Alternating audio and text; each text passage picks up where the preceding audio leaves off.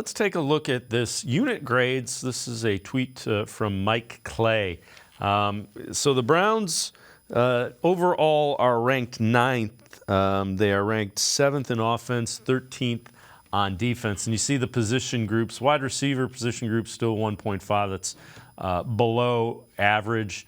Offensive line 3.9. It's on a 4.0 scale, so that's pretty good. Interior defensive line, even with the upgrade, they're still grading them low at a 1-1, and they grade the safeties at a 1-3.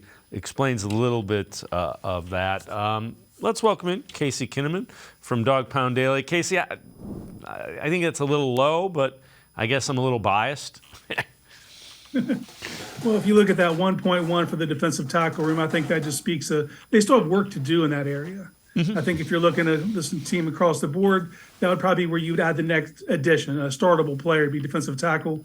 1.3 for the safeties, that's probably fair because outside of Delpit and Thornhill, you don't know what the rotation is going to be. You know, everything's projection at that point.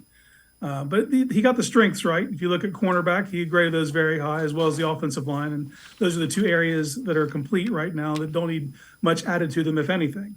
Yeah, and again, whenever people get upset with the national narrative, the context nationally, you need to remember, last 2 years, Browns have underperformed. So nationally, it's going to be show me.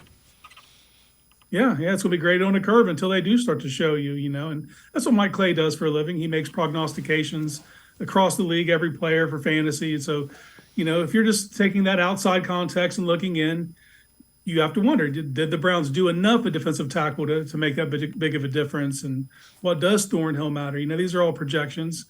And, you know, this team still has strengths and weaknesses, just like every team in the NFL.